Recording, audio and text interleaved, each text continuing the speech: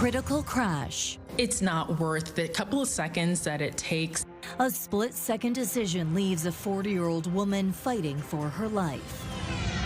Viewer discretion advised. Surveillance footage captures the sound of a fatal shooting. And balancing act. We hear it quite often where the small town feel is starting to go away. Can Lasalle accommodate surging growth without losing its small town roots?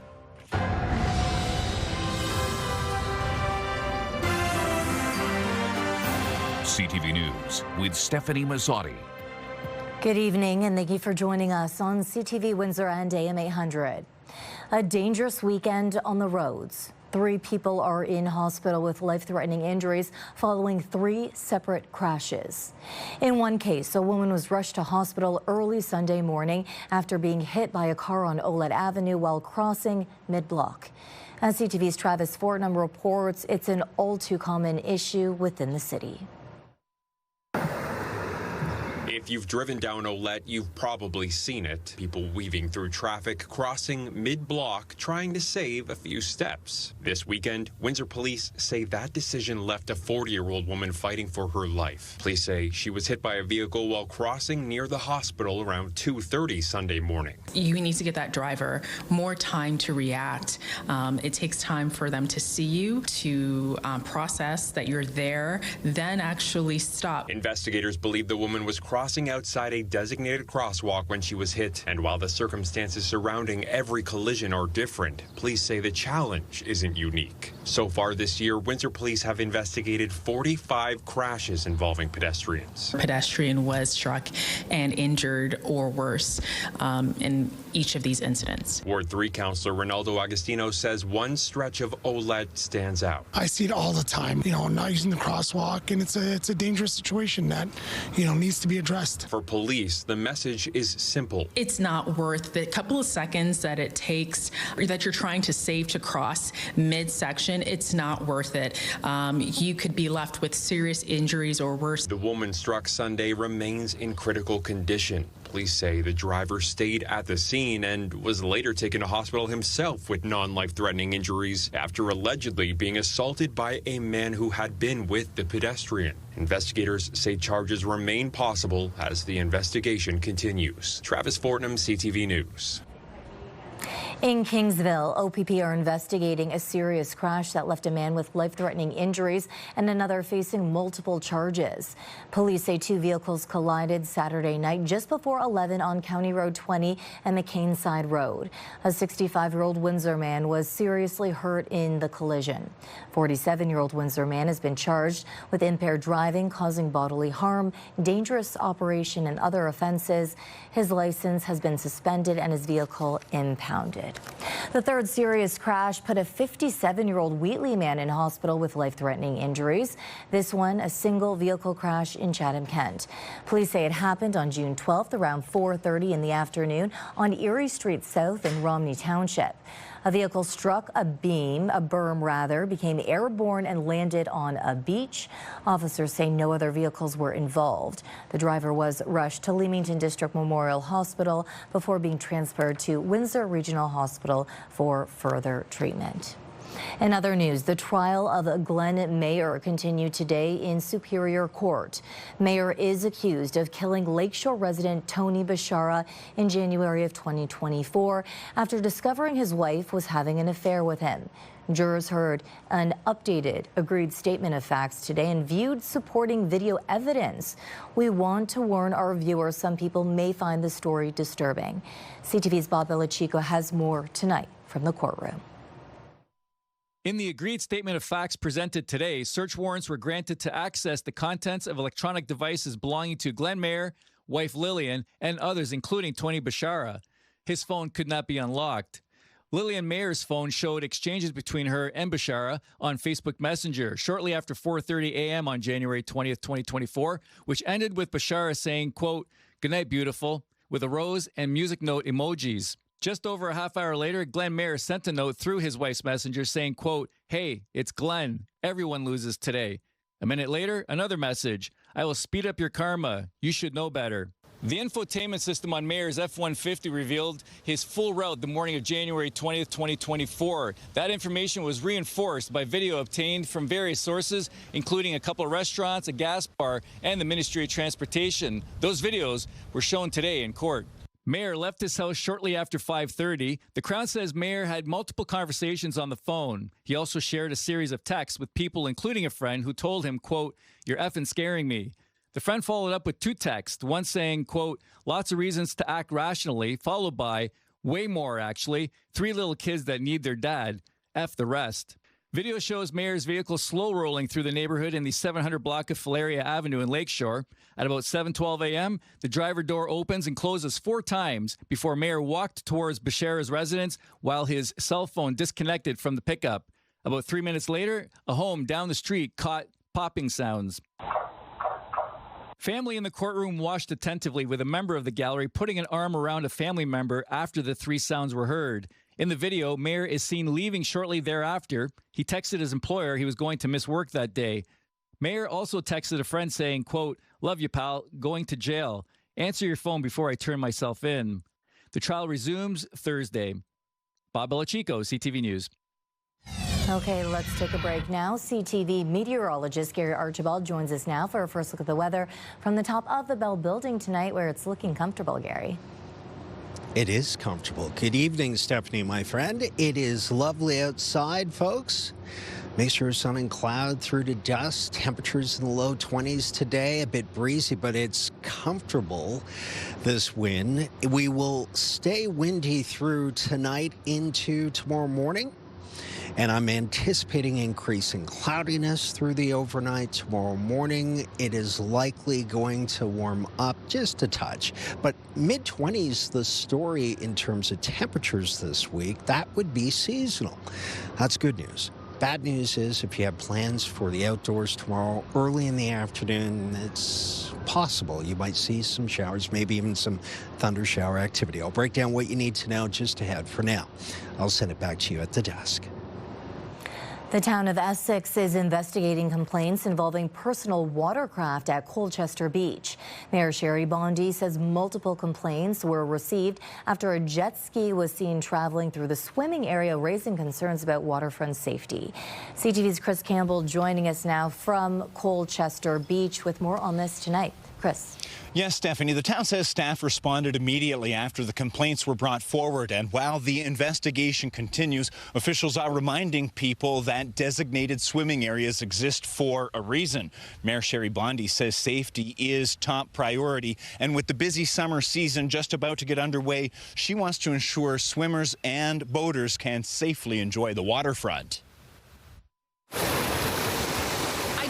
Accidents to happen. You know, I want to have this conversation before somebody gets hurt. As families head to Colchester Beach this summer, town officials are reminding visitors that the designated swimming area is meant to stay just that, for swimmers. Let's get the word out now. There's far too many jet ski accidents in Windsor, Essex County for this to happen right here. The mayor raising the alarm after the town received multiple complaints about a jet ski in the beach area over the weekend. While that remains under investigation, many beachgoers say they expect the swimming area to be a safe place for children and families. Yeah, we come to this beach because it's safe, because I can trust that my kids are safe at the beach, and we want to keep it that way. People don't follow the rules nowadays. They just do what they want. There are so many other places where people can ride jet skis. We need to preserve this for families with young children. It's the safety factor. Small children in the water, maybe they may not see them. You know, I just think it's a little bit on the irresponsibility side. Police say operators of personal watercraft have a responsibility to stay alert, slow down around swimmers, and always operate safely. Officers say a moment of carelessness can have devastating consequences. To use some common sense, you want to stay away at least 30 meters from swimmers and other craft, and obviously slow down as well. The town says the concerns are already prompting action. Administration is reviewing the issue ahead of a special meeting at the harbor later this month. Additional recommendations are expected to come before council in July. Among the measures being explored, improved signage, enhanced security, and reinstalling buoys that were damaged last winter to separate the swimmers from watercraft. We did reach out to the contractor about a month ago, so we do have it on the radar soon. down. We're just waiting for the timing when their mobilization units are passing through the area. Otherwise, it's very expensive for us to get the boats out there. The town says council members will meet at the harbor on June 22nd to discuss waterfront safety concerns, while administration is expected to bring forward a report in July examining potential improvements. Officials are also encouraging anyone who witnesses any unsafe activity on the water to report it immediately. Stefanie? Okay, Chris Campbell tonight. Thank you, Chris.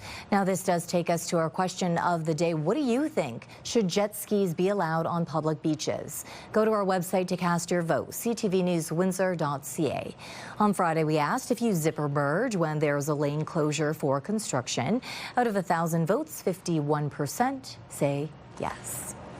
Lakeshore is hoping to launch its beach bus to Lakeview Park West Beach this coming weekend. The free weekend shuttle is being offered due to an influx of visitors to the beach after Windsor closed Sandpoint Beach for safety reasons about a year ago. Councillors say the beach is experiencing significant overcrowding and parking issues, and residents are voicing concerns. The beach bus will run on weekends and holiday Mondays from 10 a.m. until 5 p.m. from the Atlas Tube Recreation Center. Meantime, Lasalle is preparing for tens of thousands of new residents and the pressure that growth could place on municipal services. In fact, the town is now seeking public input on a proposed expansion of the Vollmer complex to meet rising demand. But as CTV's Sanjay Mara reports, the challenge of growing while preserving a small town feel extends well beyond Lasalle. With community spaces inside the Vollmer complex often fully booked, officials are looking for public feedback on expanding the recreation center. I came from Windsor, so it was nice, lower taxes, more of a small town feel. It still has that somewhat, but I know the expansion is planning to another 20,000 people in the next 10 or 15 years. The town's population continues to rise, and fast, but that's not sitting well with all residents. We hear it quite often where the small town feel is starting to go away. The increase is far from exclusive to Lasalle. Zoom out across Essex County and you'll find, as of 2021, about 199,000 people lived across its 7 municipalities. But according to the county's growth forecast, that number could top 232,000 by 2031, and by 2036, 250,000. The same number in the city of Windsor is maybe a 1 or 2% level of growth, whereas that same number of people in a smaller municipality, you're talking about 10, 15%, that turns into real service pressure. Kieran McKenzie, who sits on the Association of Municipalities of Ontario, says rapid growth can put immediate pressure on municipal services, such as waste management and policing. He says the challenge is smaller communities may not yet have the tax base or financial capacity to pay for those expansions up front, adding the best way to keep up is for municipalities to work together and pool their resources. I don't want to use the term necessarily amalgamation, but where you can find opportunities to partner with municipalities to be able to develop those capacities in order to meet service levels and service level pressure. As for people attending Monday's open house at the Vollmer complex, some say growth may change the community they've known for decades, but closing the door to new residents isn't an option. Even when I moved here 20-something years ago as a smaller town, it's growing into a bigger town. Had it not grown, we wouldn't be here ourselves, right? So you can't really be adverse to expansion. Sanjay Maru, CTV News. One weekend in Carousel of the Nations, the top-rated cultural event in Ontario is off to a record-breaking start already. Organizers say opening weekend of the festival saw 1.6 million social media engagements, more than last year's entire event, along with around 111,000 visitors to cultural villages across the region. Some out-of-town guests even arriving by charter bus from Sarnia. Organizers say some of the newer villages were so popular they actually ran out of food. The festival features dozens of cultural villages showcasing food, music, and traditions from around the world. So everyone knows about Carousel of the Nations. It's becoming well known, not just in Windsor, Essex County, and we're really thrilled about that. We've marketed the festival really well, and we're starting to see visitors from all over Ontario and Michigan as well. The Carousel of Nations is colliding with the FIFA World Cup. Play on the pitch is adding an extra layer of excitement. Our CTV News camera stopped by the Bavarian village on Sunday as fans gathered to watch Germany's first match.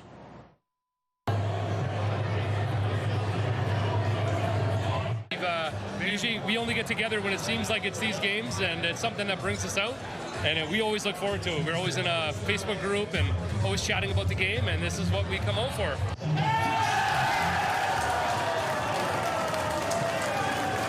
We started set up early. We had reservations for the FIFA Germany game, and we have our Carousel of Nations happening outside. We're trying to do both here. We have a full staff in the kitchen outside ready to serve all the beer and food.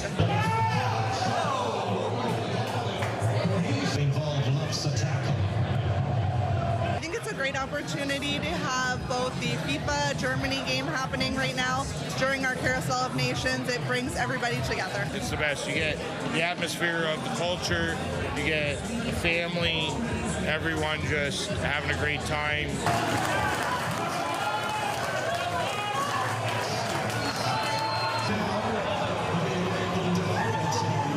The vibes have been really high in here. Everyone's really excited to watch the Germany game and celebrate with the Carousel of Nations. Meantime, Vancouver is ready to host Team Canada's second match of the FIFA World Cup this Thursday. The men ready to take on Qatar at Vancouver Stadium. What Canadians want to know is whether injured captain Alphonso Davies will be on the field. Here's CTV's Andrew Johnston. Now, Alphonso Davies is on the training pitch today at the University of British Columbia, a day after he hit the streets of Vancouver and met a fan who had no idea who they were talking to. Wow, it's a great jersey. I just want to say, I love your jersey. Let me see who's in the back. You see? Yes. The man wearing a Davies jersey didn't realize he was face-to-face with the superstar. In the video Davies posted to social media, Davies remains in what's called return-to-play protocol, still working his way back from a hamstring injury. A question mark heading into Thursday's crucial match against Qatar. Will he be ready? Fonzie, he's one of the best players on our team. He's a world-class player, so obviously to have him in the lineup would be amazing. But obviously Richie's done amazing too. Richie's been fantastic, and whoever has played in that position has been fantastic when the time in the games he's missed. So we have complete confidence in the roster. Qatar is coming off a surprising draw against top-ranked in Group B Switzerland. Every team in Canada's group has now started the tournament with a tie. It will surely be electric again in downtown Vancouver Thursday after the city hosted Australia and Turkey on the weekend. There was a crowd of more than 52,000 inside and a mob of fans downtown on Granville Street and near BC Place Stadium partying deep into the night. But police reported only 2 arrests. Everyone pretty well behaved. And officials in both Canadian host cities will hope that trend continues. As for Toronto, the day before Canada is back in action here, FIFA returns to BMO Field when Ghana takes on Panama. Andrew Johnson, CTV News, Vancouver. Still ahead on Windsor's news leader, how a possible resolution of war with Iran will affect the global economy. Later, the announcement on AM 800 that brought host Patty Handysides to tears. A landmark sale tomorrow, the mystery buyer revealed, and the big plans in the works for Windsor Stadium. That's tomorrow at 6 on CTV News. The investigation continues into a tragic crash in southern Ontario. Flowers and stuffed animals lay by the roadside in Mapleton Township today, where 5 children, all siblings, died in a crash on Friday night. Police say an SUV and van collided, but it's still not clear how it happened. They say the children were in a van along with their parents, grandmother, and another child. The victims range in age from 4 to 12 years old. A police funeral for OPP Constable Tarun Bali was held in Mississauga on Thursday. The service will be attended by Bali's family and members of the OPP, as well as other first responders and dignitaries. It will not be open to the public. Bali died after being struck by a vehicle last Tuesday in the northern Ontario township of Hearst while searching for a man who had escaped from a hospital. The 29-year-old has been serving with the OPP for 2.5 years. One day after the announcement of a framework for peace between the U.S. and Iran, the question remains, can it hold? Israel is not part of the deal, and Iran's proxy Hezbollah in Lebanon is a flashpoint. CTV's Adrian Gabriel is looking into how it will affect Canadians. Months of pain at the pumps has left many fuming, hoping for a break. The peace deal between the United States and Iran has yet to be signed, the details yet to be released. The global oil prices are responding. The international standard for the price of oil, Brent crude, fell nearly 5% to just over $83 US this morning. That's still a way off from $70 a barrel, the approximate cost of Brent crude in the weeks leading up to the war in Iran. The new normal, so to speak, for the oil market is much, much different than what is 3 or 4 months ago. We think that $80 is going to serve as the approximate floor. While the price for consumers fluctuates from province to province, the national average at the pumps today in Canada is roughly $1.65 per litre. A year ago today, it was hovering at $1.35 per litre. And it could be months before Canadians catch a meaningful break. We're going to be stuck for the next year, maybe even 2 years, with unusually high prices. Don't look for $1.30 at the pumps anytime soon, even with the federal government giving off a 10-cent excise tax break. We'll be lucky if we can stay in the $1.50 range for the remainder of 2026. Depleted oil reserves need to be replenished. That takes time. There's multiple other variables still at play. Iran's foreign ministry today saying they plan to charge a service fee to vessels using the Strait of Hormuz. The price tag remains unclear. And while ships are expected to begin leaving the strait in the days ahead, what's needed most is for more to arrive. Until ships are willing to enter in and unload onshore storage, we will continue to lose 11-ish million barrels per day of production every single day. As long as prices remain elevated here at the pumps, so will the overall cost of living for Canadians, from the price at the grocery store, interest rates, to inflation. Adrian Gabriel, CTV News, Toronto. A new survey from the Canadian Federation of Independent Businesses finds a majority of small businesses feel they are not getting enough support from Ottawa. 73% of respondents say the spring economic update did little to change their situation.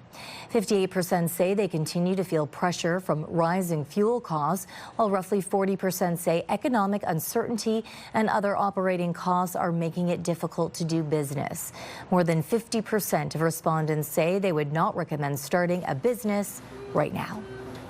The new monthly housing starts report from the Canada Mortgage and Housing Corporation shows new home construction remains soft in Windsor and much of the country. The report shows housing starts across Canada declined 6% in May from last month and 5.2% from the same time last year. Provincial numbers were similarly weak, down 3% year over year. In Windsor, last month saw marginal gains, 3.4% and 3.5% in new housing units approved and under construction, respectively. The 6 months trend in Windsor shows a 22% drop in housing starts, although year-over-year numbers show a 34% jump in May. The CMHC lead economist for southwestern Ontario says the housing pipeline is beginning to thin out. You're coming from a lower base, so you're a little bit ahead of last year, but last year wasn't necessarily that strong of a year. You know, municipalities in the region are starting to they know this. They're trying to incentivize the market, and that's why we think there'll be a bit of a short-term lull maybe in the construction. The Carolina Hurricanes are Stanley Cup champions, and Windsor Spitfire fans have plenty of reasons to celebrate. Taylor Hall, no #1 overall pick, has gone longer before winning the Stanley Cup, 16 years. Carolina took Game 6 over the Vegas Golden Knights, 3-0 to win their second NHL title. Former Spitfire Taylor Hall scored in the cup-clinching game, adding a Stanley Cup to his already loaded resume. That includes Memorial Cup and OHL championships in Windsor. Another ex-Spitfire, Jalen Chatfield, went from undrafted junior player to playoff mainstay on Carolina's blue line. And behind the bench, assistant coach Tim Gleason, also a former Spitfire, helped guide the Hurricanes all the way to hockey's ultimate prize. And bittersweet news coming from our sister station, AM 800. After 45 years in the industry, Patty Handysides has decided to hang up her headphones and retire. 45 years total. Wow. When you see that number, that's a lot of years. But with that, I will be retiring.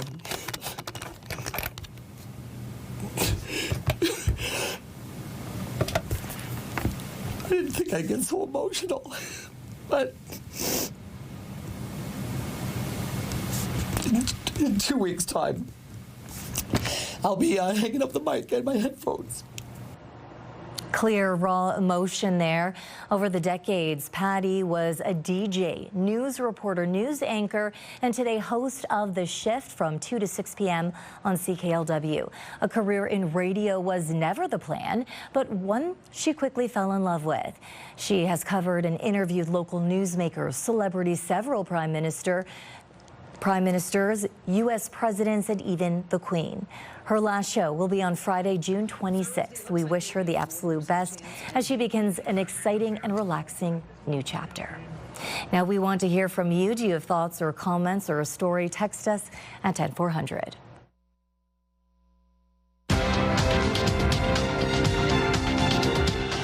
Canada's main stock index gained and oil prices fell today on the news from Iran.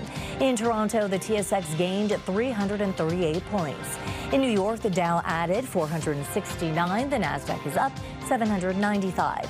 The Canadian dollar dropped a modest 0.06 of a cent. On commodity markets, gold gained almost $113 an ounce and oil fell $4.13 a barrel. Are all drinks equal when it comes to taking your medication? Think again. Coming up, the new findings that may surprise you. Let's look at our CTV News weather snapshot thanks to Marie Angela. Give me. Beautiful name. I messed up. Hey, this is a turtle on a golf course. It's big. Great shot. If you've got a shot, send it to us. Text it. 10400.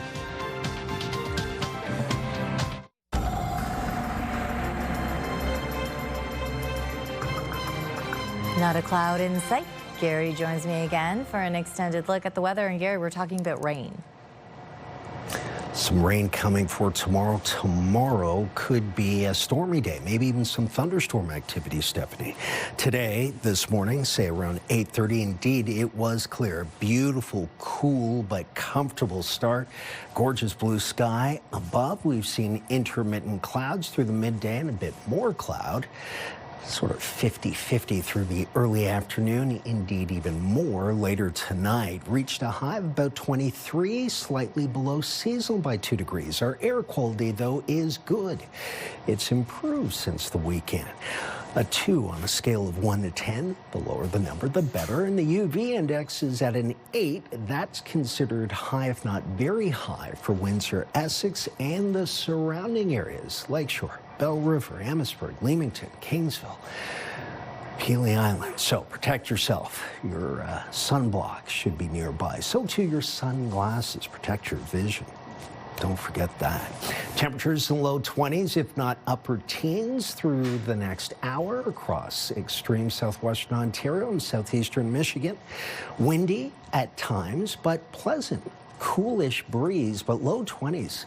Ladies and gentlemen, if we could be 23 degrees every day for the rest of life, that wouldn't be too bad. With a mixture of sun and cloud, you could do pretty much anything outdoors in that. Showers working their way across the upper Midwestern states, headed towards southern Ontario. The next, say, 8 to 10 hours, we'll see that increase in cloudiness, but it's intermittent showers that we're likely to see. The computer models suggesting it will not be a heavy amount of rainfall that we'll see clipping us here in southwestern Ontario. If we do see it, it's towards the afternoon. If we see thunderstorms, they're popping up. We refer to daytime heating being the catalyst to drive moisture and cloud production, right? Get that vertical alignment and from that yield of showers. The worst of it could be over Michigan, but there's a chance tomorrow afternoon we could see not just windy conditions, but some thundershower activity. Partly cloudy from 8 through to midnight. We'll go from 20 degrees to 16. Southwesterly wind, a little breezy through the overnight. A low of about 12 to 13 degrees, slightly below seasonal. Take a look at our inner carousel 7-day forecast. 25 tomorrow, windy and showery, thundery in the afternoon. Wednesday, Thursday, Friday, Saturday, showers in mid-20s anticipated. Sunday, Monday, up and down we go. Let's look at your weather.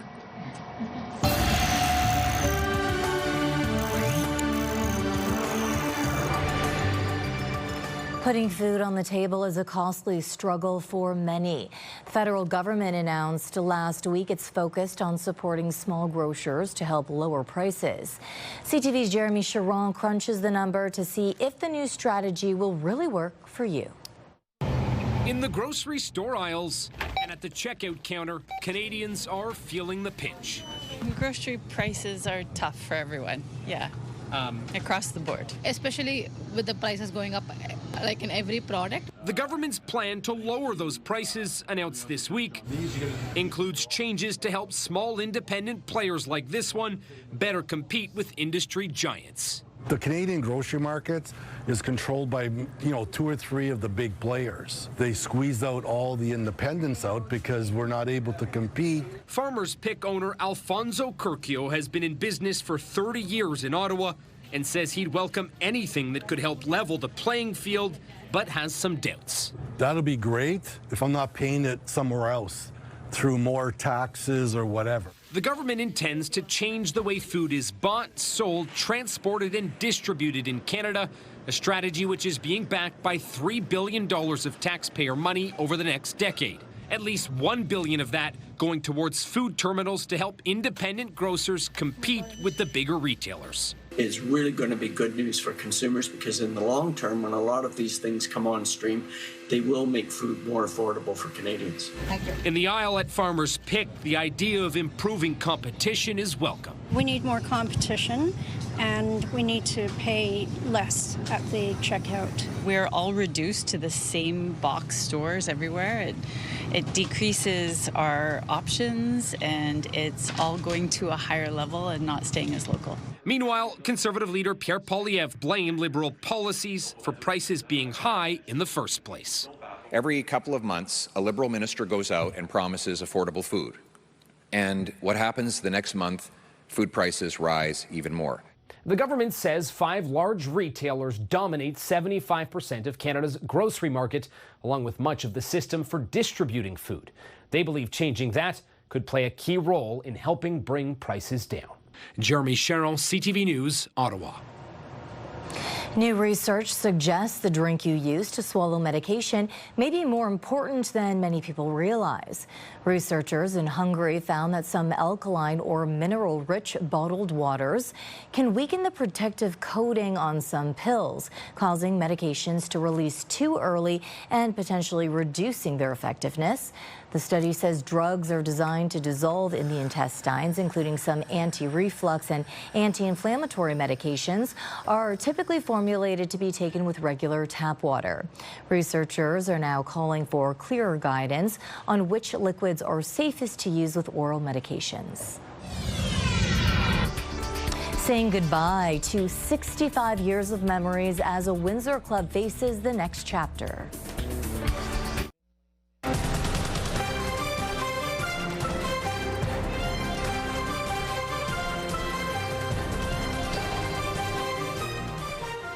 We're learning more about who will no longer be getting mail delivery directly to their door, instead having to visit a community mailbox. The adjustment for many announced earlier by Canada Post. CTV's Adrian Gobriel takes a closer look. The convenience of door-to-door Canada Post mail deliveries are quickly coming to an end for millions of Canadians. More of these community mailboxes are coming to a neighborhood near you. These changes are very important to secure the future of the post office. This week, Canada Post revealed its plans to build neighborhood mailboxes in an additional 37 Canadian communities, affecting more than 485,000 homes in 2027, as part of the Crown Corporation's plan to return to financial self-sustainability. Canada Post says they're beginning by targeting neighborhoods where community mailboxes already exist nearby. Here in Ajax, Ontario is one example. Behind me, those homes are on the list to be converted. Across the street, there's a newer housing development, and centralized delivery already exists. We are doing some groundwork right now to find the best site. Accessibility, especially during winter months, are top priorities for urban planners. There isn't a set of standards around how far is reasonable in terms of what is the distance that these mailboxes should be placed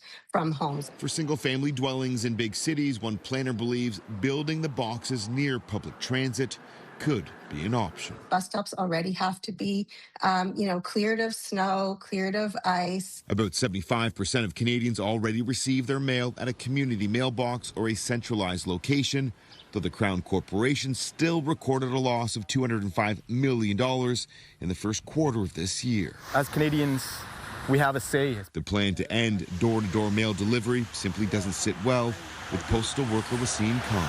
There is a solution to the fiscal problem of Canada Post, and it's not the short answer, lowest hanging fruit, which is cutting services to Canadians. Khan says he and many of his Canada Post colleagues believe the Crown Corporation should be looking at more forward-thinking growth initiatives. I think postal banking is a big solution. I think being able to provide same-day delivery could be a solution. Though it appears the Postal Service's plans are already signed, sealed, and set to be delivered.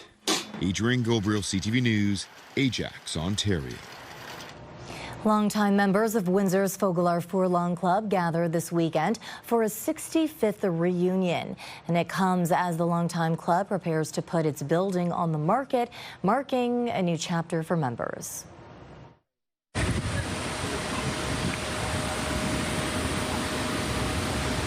Our club has been around for many, many years, and we are welcoming back all our ex-staff members and board members, and we're just celebrating the Fogelar. 65 years of being here and doing so much for this community.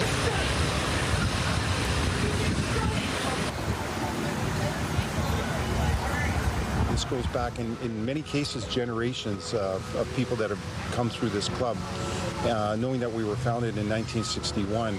And now you get to see people that you haven't seen probably in a long time, and you get to reminisce about being here. A lot of us worked here.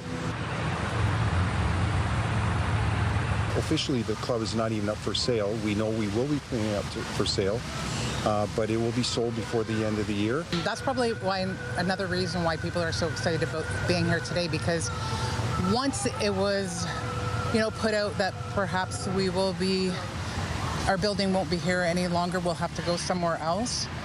It became very emotional for a lot of people because that building has, let's say, many ghosts in it of people that are no longer here that walked in those halls.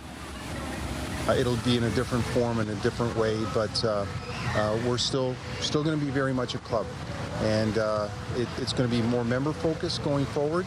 But we're excited about the new direction that the club is going to go in. It was all honks and smiles at the WFC Centre this weekend. My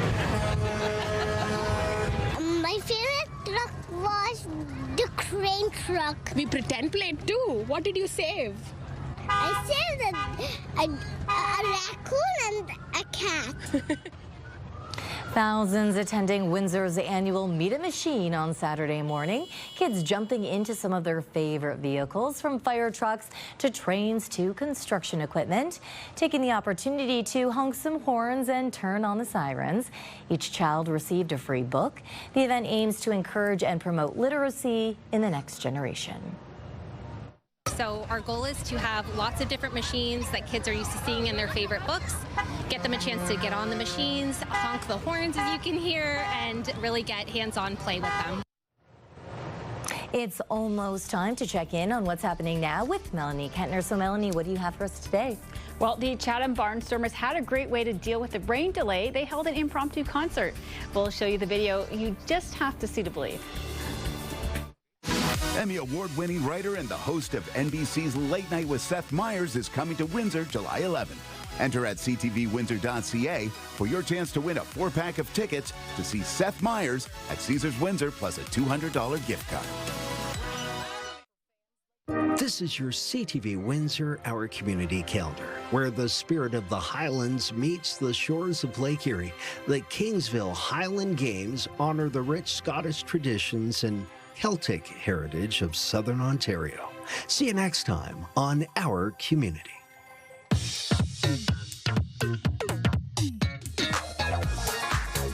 Well, Melanie, it appears jaywalking is a real problem in our area. That's right. Downtown Councillor Ronaldo Agostino says one area in particular comes to mind. He points to the area of Olette Avenue near the downtown Mission. With people milling about near the Mission, it's a very busy road with no crosswalks in the area. Agostino says it's a recipe for disaster. Especially in that area by the downtown Mission, I see it all the time. Like, it is just, people are crossing the street to access the services and, not using the crosswalk. The most important thing is relocating the Mission somewhere where it's a lot safer and easier for people to access those services. We got those details and more online at ctvnewswindsor.ca. And online, we have a story about Nexstar Energy raising thousands of dollars. Yes, and Nexstar Energy raised $12,000 for the Windsor Essex CAS. The money came from their first annual charity classic golf tournament at Ambassador Golf Club.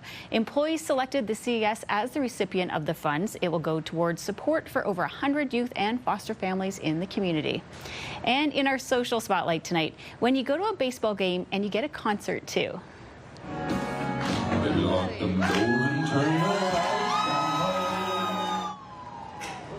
Wow, the Chatham Barnstormers sure made the most out of a rain delay when the player entertained the fans with some singing while they were waiting. So there was some fan karaoke going on, and I jokingly said, I'll do it. And Dom, our head coach, he was like, yeah, go ahead. And I was like, I'm not going to do it. Then initially, the guys on the team just started chanting my name. Clearly multi-talented there. It really gets Isn't you that like amazing? in the mood. Yeah. Oh, was that Josh Turner? Josh Turner is the original singer of that song, and the player said that he had sang that song before, and you can tell he does a really good job. Yeah, excellent. Awesome. Okay, that's what's happening now. Thank you for this, Melanie. Brake checks, punches, and a tire iron. When we return, road rage goes way too far on a busy interstate. The possibility of more rain to come, Gary. Yes, that's right. Look at that green, Mhm. right? It's gorgeous. Blue. It's gorgeous. Beautiful, beautiful this morning. Increasing cloudiness, though, Stephanie, as I speak, and then through the overnight. I think tomorrow morning is breezy, a mixture of sun and cloud.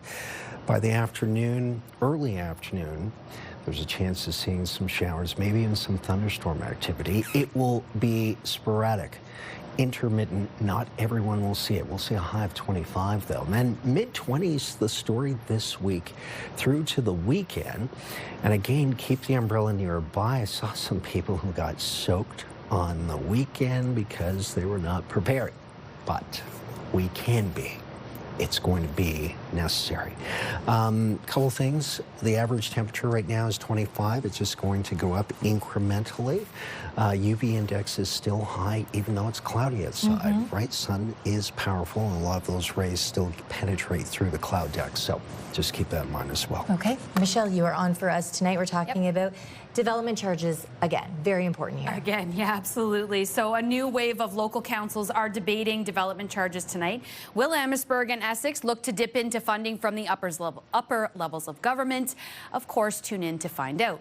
And in case you missed it, a longtime broadcaster and colleague of ours, Patty Handysides, announced her retirement tonight. We'll have more on how she's feeling now that she's made it official that she's walking away from the mic after decades reporting right here in Windsor. Plus, of course, Gary's latest weather forecast all tonight at 11. Okay, thank you, Michelle. Finally tonight, road rage is bad enough, but when you take the argument out of the car, car and into the middle of a busy interstate. That's a whole new level of poor decision making. Take a look at this showdown from Colorado. Watch a pair of drivers in Colorado choose to behave very badly in a very bad spot, the middle of a busy interstate. The Wheat Ridge Police Department shared video on social media of the road rage incident, which unfolded smack dab in the middle of Interstate 70. Police say the drivers were brake checking one another before stopping in the middle of traffic to have a confrontation that included jawing and shoving, a Hulk smash style punch through a back window, and one of the drivers arming themselves with a tire iron. The department said both drivers were eventually cited for disorderly conduct, calling their choice of confrontation location downright dangerous. I mean, come on, people, there's a time and place for bare-knuckle brawling, and it's the White House lawn. For Take a Look at This, I'm Jeremy Roth. I have so many unanswered questions here. I feel like they've known each other. There's prior history. Yeah. They came from a separate location. Something's going on. Yeah, I agree. Very, very dangerous for that to happen in the middle of the street. All you have to do is look at traffic cameras across North America throughout the day. And I'm telling you, I used to be a traffic reporter a long time ago, and this happens more often than we think. It is terrible, but it's just not worth it, right? It's just not. Walk away from that nonsense. Don't even engage. There's your advice for tonight. Okay, on behalf of our dedicated team here at CTV News Windsor, thank you for watching. For updates throughout the evening, go to ctvnewswindsor.ca. Gary and I will be back with your only late local newscast tonight at 11. Good night. Be nice.